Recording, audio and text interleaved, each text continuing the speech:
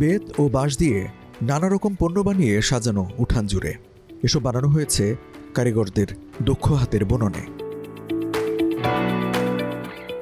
মানিকগঞ্জের ঘিওর উপজেলার বড়টিয়া ইউনিয়নের শ্রীবাড়ি ঋষিপাড়া গ্রামের প্রায় প্রতিটি বাড়িতেই এমন দৃশ্যের দেখা মেলে।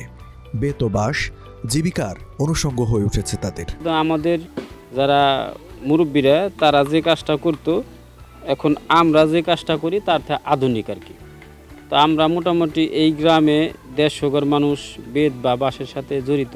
বাপ দাদারা আমার এটা তৈরি করি, মানে বাপ দাদারা চলে গেছেন, আমরা বর্তমান আছি, এটাই আমাকে পেশা। দেশের বিভিন্ন স্থান থেকে কিনে আনা এসব বেত থেকে তৈরি হয় ঝুড়ি, ট্রে, ডালি, থামা, কাঠা, মোড়া, ফুলদানি, আয়নার ফ্রেম সহ বিভিন্ন গৃহস্থালী পণ্য। 60 টাকা থেকে শুরু করে 4000 টাকা দামের পণ্য তৈরি হয় এই গ্রামে। তবে এই দাম দর নিয়ে আছে নানা আক্ষেপ। 10 থেকে 15 দিন ধরে কাজ করার পরে যদি 2-1 হাজার টাকা লাভ হয়, সেটা দিয়ে কি চলে? ওটা কিন্তু চলে না।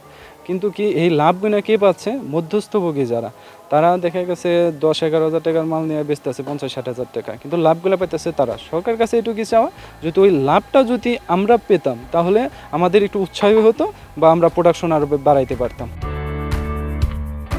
স্থানীয় চাহিদা মিটিয়ে এসব পণ্য যাচ্ছে বিদেশের বাজারেও।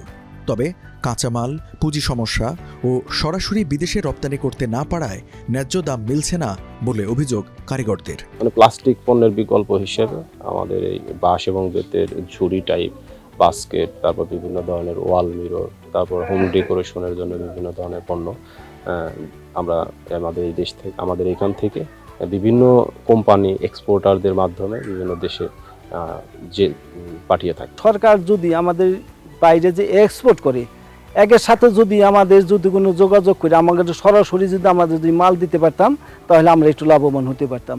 এখন যে সময়টা আমাদের সামনে আইছে, তাতে আমাদের মালের দিন যাইতেছে, কমে আসতেছে, কিন্তু আমাদের বাজারযুক্তভাবে আমরা সেভাবে কাজ করতে পারতেছি না।